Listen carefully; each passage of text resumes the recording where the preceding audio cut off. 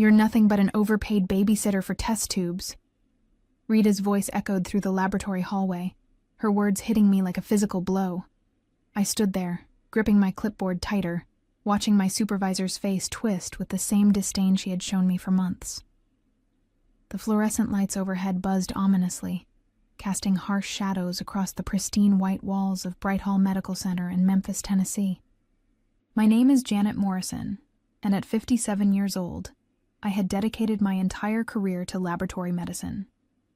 For the past 12 years, I had served as the certified laboratory director at Brightall, overseeing all diagnostic testing operations that kept this mid-sized clinic running. What Rita Henderson, my direct supervisor, failed to understand was that my position wasn't just a job, it was the backbone that held the entire diagnostic operation together. Rita, you know the federal regulations require my specific certifications for this lab to maintain its operational status, I said, keeping my voice steady despite the knot forming in my stomach. Without a certified laboratory director with my credentials, we cannot legally perform any diagnostic testing. She rolled her eyes, dismissing my concerns with a wave of her manicured hand. Please, Janet. Any competent technician can handle what you do. You act like you're some irreplaceable genius when really you just sign off on paperwork all day. I felt my heart sink as I realized she truly believed her own words. Rita had been promoted to operations supervisor 6 months ago, fresh from the corporate headquarters with an MBA and zero understanding of medical laboratory regulations. She saw dollar signs where she should have seen compliance requirements, and my annual salary of $120,000 looked like an easy target for budget cuts. The clinical laboratory improvement amendments require specific board certifications and continuing education that I maintain, I explained, trying one more time to make her understand. My credentials are tied directly to our laboratory license. If I leave, the entire diagnostic operation shuts down until a replacement with equivalent qualifications can be found and approved. Rita's laugh was sharp and dismissive. You're being dramatic as usual. Dr. Patricia Coleman will be back from her medical conference next week, and I'm sure she'll appreciate the cost savings I'm implementing. She leaned against the doorframe, her arms crossed, already mentally spending the money she thought she was saving. Face it, Janet, your time here is coming to an end. The ominous warning in her tone sent chills down my spine. As I walked back to my office, passing the humming centrifuges and automated analyzers that processed hundreds of patient samples daily, I couldn't shake the feeling that Rita was planning something far worse than just making my life difficult. The way she had been scrutinizing my work, questioning my decisions, and undermining my authority with the laboratory staff told me that this confrontation was just the beginning of something much more devastating. My relationship with Brightall Medical Center ran deeper than most people realized. When I first arrived 12 years ago, the clinic was struggling with laboratory compliance issues, failed inspections, and a revolving door of temporary directors who couldn't meet the stringent federal requirements. Dr. Patricia Coleman, the clinic's owner and chief executive, had personally recruited me from Kelwind Regional Hospital, where I had successfully transformed their laboratory operations from a liability into a profit center. Janet, I need someone who can not only meet the regulations but exceed them, Patricia had said during my interview. This clinic serves some of the most underserved communities in Memphis, and our patients depend on accurate, timely diagnostic results. Can you help us become the laboratory that sets the standard for excellence? Her passion for patient care had resonated with me immediately. I had spent the previous 8 years watching corporate healthcare destroy the personal touch that made medicine meaningful, and Patricia's vision of a clinic that prioritized patients over profits felt like a breath of fresh air. Within 6 months of my arrival, we had achieved perfect inspection scores, expanded our testing capabilities, and increased laboratory revenue by 40%. The irony wasn't lost on me that Rita now wanted to eliminate the very position that had saved the clinic. She had been hired during Patricia's temporary absence, brought in by the board of directors who were concerned about rising operational costs. Rita's background was in corporate restructuring, and she approached healthcare like any other business that needed streamlining. These doctors think every position is sacred, Rita had confided to me during her first week, not realizing she was revealing her fundamental misunderstanding of medical practice. In the real world, You cut the fat and improve the bottom line. That's how you stay competitive. What Rita didn't understand was that my certifications weren't just credentials on paper. They were federal requirements that carried the force of law. The Clinical Laboratory Improvement Amendments, established by Congress and enforced by the Centers for Medicare and Medicaid Services, didn't care about budget concerns or corporate efficiency. Without a qualified laboratory director, our facility would lose its ability to perform any diagnostic testing, from basic blood work to complex molecular diagnostics. I had tried repeatedly to explain this to Rita, even providing her with copies of the relevant regulations and our current licensing documentation. But she dismissed my concerns as job protection tactics, convinced that I was exaggerating the importance of my role to maintain my position and salary. The most troubling aspect of Rita's attitude was her complete disregard for patient safety. Our laboratory processed nearly 2,000 patient samples per week, providing critical diagnostic information that guided treatment decisions for everything from diabetes management to cancer detection. The thought of disrupting this essential service because of budget cuts made my stomach turn. As I reviewed the day's quality control results and signed off on the final batch of patient reports, I couldn't help but wonder what would happen if Rita actually followed through on her threats. The patients who depended on our services, the physicians who trusted our results, and the reputation Patricia had worked so hard to build, all of it would be at risk because Rita couldn't see beyond the numbers on a budget spreadsheet. The breaking point came on a Tuesday morning in late October, exactly 3 days before Patricia was scheduled to return from the International Laboratory Medicine Conference in San Diego. I arrived at work to find Rita waiting in my office, a manila folder spread across my desk, and a triumphant smile plastered across her face. "Good morning, Janet," she said, her tone sickeningly sweet. "I hope you had a wonderful weekend, because it's going to be your last as an employee of Brightall Medical Center." My blood ran cold. "What are you talking about?" She gestured to the papers on my desk with theatrical flair. "I've been reviewing your performance metrics, and frankly, they don't justify your inflated salary. The board has approved my recommendation to restructure the laboratory operations, and that restructuring doesn't include your position." I stared at the termination paperwork, my hands trembling as I read the effective date. Today. "Rita, you cannot do this. The federal regulations explicitly require—" "I've already spoken with Human Resources," she interrupted, clearly enjoying her moment of power. "Your employment is terminated effective immediately. Security will escort you out once you've gathered your personal belongings." The crushing realization hit me like a physical blow. She was actually doing it. After months of threats and intimidation, Rita was following through on her plan to eliminate my position, and she genuinely believed she could operate the laboratory without a certified director. "You don't understand," I said, trying to keep the desperation out of my voice. "My certifications are directly tied to our laboratory license. When I'm terminated, the automatic revocation clause in my employment agreement triggers, and our federal certification becomes invalid immediately." Rita's smile faltered for just a moment before returning with renewed smugness. "That's just scare tactics, Janet. Any of our senior technicians can handle the paperwork while we find a cheaper replacement." "This isn't about paperwork," I said, pulling up the federal database on my computer. "Look at this. Our laboratory license number is tied to my National Credentialing Agency certification. When my employment status changes to terminated, the system automatically flags our license as non-compliant." She leaned over my shoulder, squinting at the screen. "That's just bureaucratic nonsense. We'll call them and explain the situation."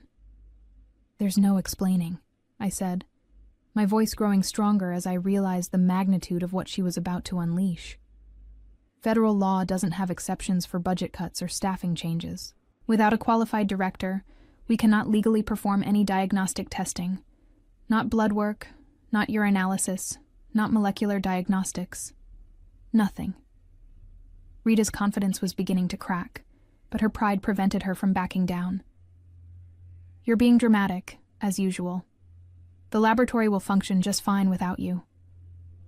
As security arrived to escort me out, I looked back at the laboratory that had been my professional home for over a decade. The humming equipment, the dedicated staff, the thousands of patient samples that would soon have nowhere to go. All of it about to become collateral damage in Rita's misguided cost-cutting crusade. The most heartbreaking part was knowing that Patricia would return to find her life's work in ruins, destroyed by someone who had never understood what they were actually managing. The moment I stepped out of Brightall Medical Center for the last time, my phone began buzzing with notifications. The federal database systems were already processing my employment termination, and the automatic alerts were cascading through the regulatory network like digital dominoes falling in rapid succession. I sat in my car in the parking lot, watching through the windows as Rita strutted through the laboratory, presumably explaining to the stunned staff that business would continue as usual. The irony was almost amusing, if it weren't so devastating. Within hours, she would discover that confidence couldn't override federal law. My phone rang, displaying the number for Wellspring Medical Group, Brightall's primary competitor across town. Dr. Harrison Blake, their chief executive, was calling personally. "Janet, I just received an automated notification that your credentials have been revoked at Brightall," he said, his voice filled with concern. "Are you all right? What happened?" Harrison and I had maintained a professional relationship over the years, often collaborating on complex cases that required specialized testing capabilities. Despite being competitors, we shared a mutual respect for laboratory excellence and patient care standards. "Rita Henderson terminated my employment this morning," I explained, feeling the weight of the situation settling over me. "She believes any technician can replace me and doesn't understand the regulatory requirements." There was a long pause before Harrison spoke again. "Janet, this is catastrophic for them. Without your certifications, they can't perform any diagnostic testing. Are you telling me Rita doesn't understand that she just shut down their entire laboratory operation?" "That's exactly what I'm telling you," I replied, watching as confused technicians began gathering in the laboratory windows, probably wondering why their computer systems were displaying error messages. "She thinks this is just administrative paperwork that can be sorted out with a phone call." Harrison's next words caught me completely off guard. "Janet, I've been hoping for an opportunity to expand our laboratory operations, and frankly, I've always believed you were wasted at Brightall. What would you say to joining Wellspring as our Director of Laboratory Operations? The position comes with equity participation and a significant salary increase." I felt my breath catch. "Harrison, I appreciate the offer, but I just lost my job this morning. Are you sure this is the right time for such a conversation?" "This is exactly the right time," he said firmly. "Brightall is about to lose every single laboratory patient when word gets out that they can't perform testing. Those patients will need somewhere to go, and I want Wellspring to be ready to serve them with the highest quality laboratory services available. Under your leadership, we could become the premier diagnostic center in Memphis." As we spoke, I watched Rita emerge from the building, her face no longer triumphant, but confused and increasingly panicked. She was holding her phone to her ear, presumably dealing with the first wave of system alerts and regulatory notifications. "The timing is certainly interesting," I admitted, feeling a spark of something I hadn't experienced in months. Hope mixed with the delicious anticipation of poetic justice. "What kind of timeline are you considering?"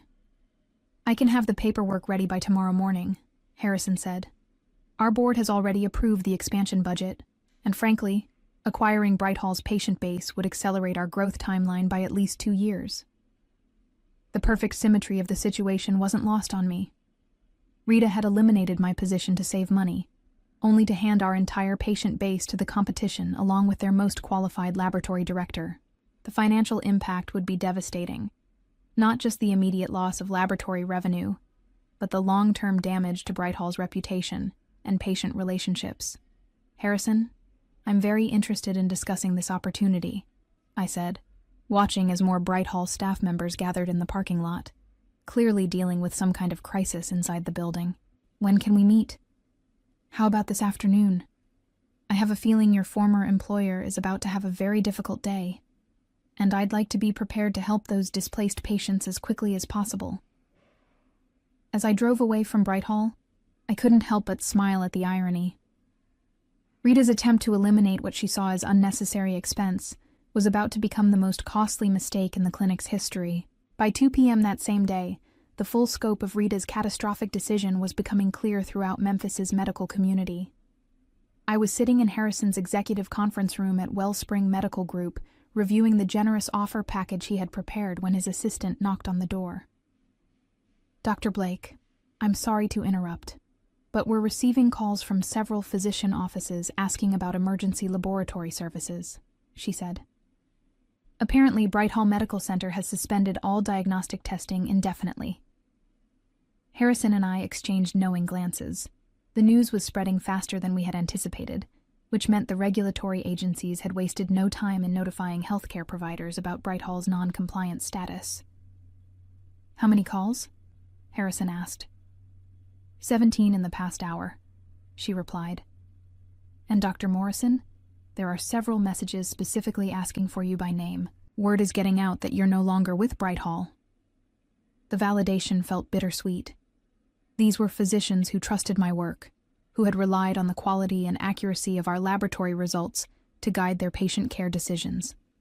Now they were scrambling to find alternative testing facilities, because Rita had dismissed my warnings as job protection tactics.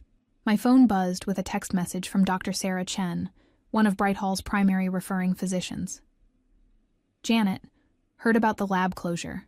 Can you recommend alternative testing facilities? My diabetic patients need their monitoring results ASAP." Then another from Dr. Michael Torres. "What's happening at Brightall? Our morning lab orders are all being rejected by the system." And another from Dr. Rebecca Foster. "Janet, please tell me this is temporary. We have cancer patients who need their staging results this week." Each message reinforced the human cost of Rita's decision. These weren't just abstract regulatory violations. They were real patients with urgent medical needs who were now caught in the chaos of Rita's incompetence. "Harrison, I need to accept your offer," I said, setting my phone aside. "These patients can't wait for Brightall to figure out their regulatory nightmare." "I was hoping you'd say that," Harrison replied, sliding the contract across the table. "With your reputation and relationships, we can have these physicians transferring their laboratory orders to Wellspring by tomorrow morning." As I signed the agreement that would make me Wellspring's Director of Laboratory Operations with a 30% salary increase and equity participation, my phone rang. The caller ID showed Patricia Coleman's number. She was calling from San Diego. "Janet, please tell me what I'm hearing isn't true." Patricia's voice was strained with panic. "I just received a call from our attorney saying we've lost our laboratory certification. What happened?" "Rita terminated my employment this morning," I explained calmly. "I warned her repeatedly about the regulatory requirements, but she believed any technician could replace me." "Oh my God," Patricia whispered. "Where is she now? I need to speak with her immediately." "I'm not sure, but based on the physician calls we're receiving, I suspect she's dealing with a lot of very angry doctors and confused patients.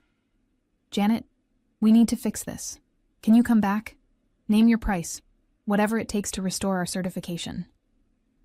The desperation in Patricia's voice was heartbreaking, but the damage was already done. "Patricia, I've already accepted a position with Wellspring Medical Group. Even if I wanted to return, the certification process would take weeks, and you'd need board approval for the salary it would require to make that worthwhile." The silence on the other end of the line spoke volumes. Patricia was beginning to understand that Rita's decision hadn't just cost them my services. It had potentially destroyed everything she had built over the past 15 years. "I'm so sorry, Janet," she finally said. "You deserved better than this." As I hung up, Harrison was already making calls to expand our laboratory's operating hours and bring in additional staff to handle the influx of patients we were about to receive. The next morning, I arrived at Wellspring Medical Group at 6 a.m. to find the parking lot already bustling with activity. News of Brightall's laboratory closure had spread throughout Memphis's medical community overnight, and physicians were scrambling to establish new testing relationships for their patients. Harrison met me at the entrance, his face flushed with excitement. "Janet, we've received over 200 laboratory order transfers since yesterday afternoon. Our phone hasn't stopped ringing." As we walked through Wellspring's expanded laboratory facility, I could see the staff preparing for what was clearly going to be the busiest day in the clinic's history. The contrast with my last day at Brightall couldn't have been more stark. Instead of confusion and panic, there was organized efficiency and professional excitement. "Dr. Morrison," called out Lisa Chen, one of Wellspring's senior laboratory technicians. "We're so honored to have you join our team. The physicians have been asking specifically for your oversight on their complex cases." The warmth of the welcome was overwhelming after months of Rita's hostility and disrespect. These professionals understood and valued laboratory expertise, and they were genuinely excited about the expansion opportunities my arrival represented. My phone had been buzzing constantly since sunrise with messages from physician offices, former Brightall colleagues, and even some of the more experienced technicians asking about employment opportunities at Wellspring. The exodus from Brightall was happening faster than anyone had anticipated. At 9 a.m., Harrison's assistant brought me a particularly interesting message. "Dr. Morrison, I have Rita Henderson on line 2. She says it's urgent and concerns regulatory compliance." I looked at Harrison, who nodded encouragingly. "Take it. I'm curious to hear what she has to say." "Janet, thank God you answered." Rita's voice was completely different from yesterday's smugness. Now she sounded desperate and exhausted. "I need your help. The federal agencies are saying we can't reopen the laboratory without a certified director, and the replacement candidates are saying it could take 6 to 8 weeks to complete the credentialing process." "That sounds about right," I replied calmly. "The background checks and verification processes are quite thorough. But we can't survive 8 weeks without laboratory revenue," Rita continued, her voice rising with panic. "We're losing patients by the hour, and the physicians are threatening to sever their referral relationships permanently." "I'm sorry to hear that, Rita, but I'm no longer a Brightall employee. Perhaps you should discuss these concerns with Patricia when she returns." "She's flying back early," Rita said quickly. "She'll be here this afternoon, and she wants to meet with you about returning. We can offer you a significant raise, additional vacation time, whatever you need." "I appreciate the offer, but I've already committed to Wellspring Medical Group," I said, watching as another batch of laboratory orders arrived from former Brightall physicians. "Even if I were interested, the damage to your certification status would require starting the entire approval process from scratch." "You're saying there's no way to fix this quickly?" Rita's voice was barely a whisper now. "The regulations don't have emergency provisions for staffing decisions," I explained. "You eliminated a federally required position, and there are consequences for that choice." After hanging up, I felt a complex mix of emotions. There was certainly satisfaction in seeing Rita face the consequences of her arrogance. But I also felt genuine sadness for Patricia and the innocent staff members who were suffering because of one person's poor judgment. "How did that go?" Harrison asked, appearing with a cup of coffee and a wide smile. "About as well as expected," I replied. "Rita is beginning to understand that federal regulations don't bend for budget concerns." "Well, their loss is definitely our gain," Harrison said. "We're already ahead of our annual growth projections, and it's only been 24 hours.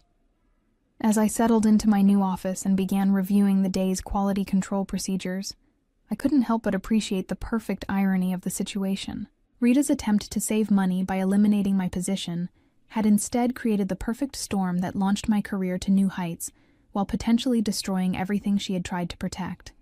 3 days later, Patricia Coleman returned from San Diego to find her medical practice in complete chaos. The scene that greeted her would have been comical if the consequences weren't so devastating for everyone involved. I learned the details from Dr. Jennifer Walsh, one of Brightall's primary care physicians, who had decided to establish her laboratory relationship with Wellspring. She called me that Thursday afternoon, still shaking her head in disbelief at what she had witnessed. "Janet, you should have seen Patricia's face when she walked into the laboratory," Jennifer said. "The entire diagnostic operation was shut down. No testing, no results, no revenue. Rita was standing there with a stack of regulatory violation notices, trying to explain why she thought firing you was a good idea." The confrontation had been swift and brutal.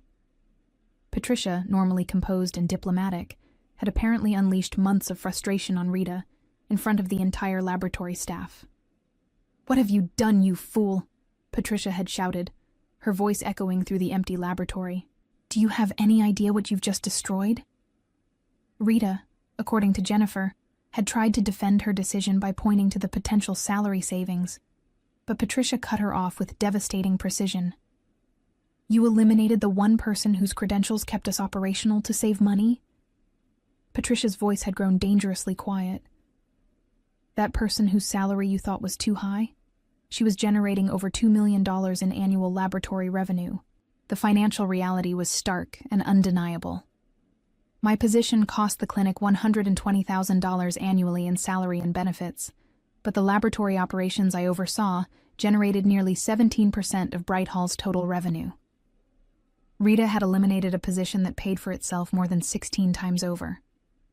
Jennifer told me Rita actually tried to argue that they could hire a replacement quickly, I shared with Harrison, as we reviewed Wellspring's dramatically improved quarterly projections. Patricia apparently laughed, the bitter kind of laugh, and told her that the credentialing process alone would take 2 months, assuming they could find someone willing to join a clinic that had just demonstrated such spectacular regulatory incompetence.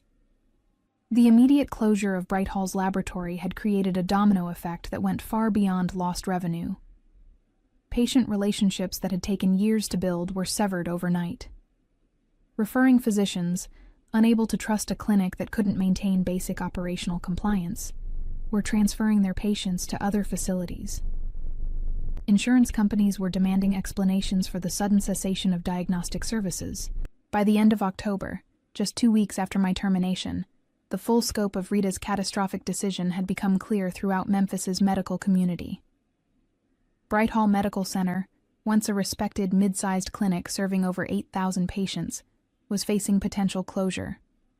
Patricia had called an emergency board meeting to address the crisis, and according to the rumors circulating through the medical community, she had presented them with 2 equally devastating options: pay massive federal fines for operating without proper certification, or permanently shutter the laboratory and lose nearly 20% of the clinic's revenue base.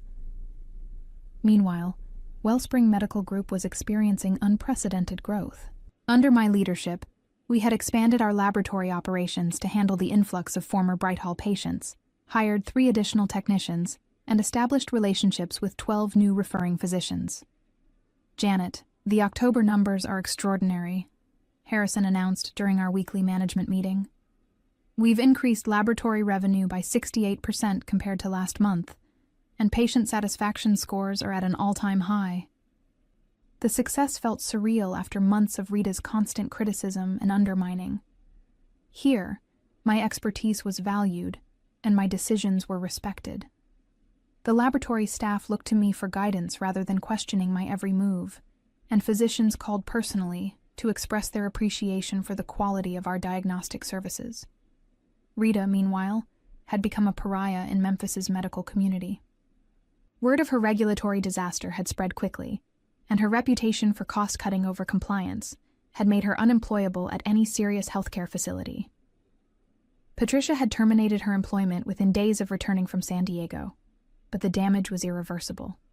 The most satisfying aspect of the entire situation was knowing that the patients were receiving better care. Wellspring's larger facility, more advanced equipment, and expanded testing capabilities meant that former Brightall patients were actually benefiting from Rita's short-sighted decision, even as the clinic that had abandoned them faced potential bankruptcy. Rita Henderson's attempts to cut costs through regulatory ignorance ultimately cost Brightall Medical Center over $3 million in lost revenue and forced the clinic into bankruptcy proceedings within 6 months. She never found another position in healthcare management, her reputation permanently destroyed by the most expensive personnel decision in Memphis medical history. Patricia Coleman, despite her efforts to salvage the practice, was forced to sell the remaining assets to cover federal fines and patient compensation claims. As I stood in my corner office at Wellspring Medical Group, reviewing our year-end reports that showed record-breaking growth and patient satisfaction, I reflected on the strange journey that had brought me here. Rita's arrogance and ignorance had inadvertently launched me into the most successful phase of my career, proving that sometimes the sweetest revenge is simply allowing incompetent people to face the full consequences of their own poor decisions.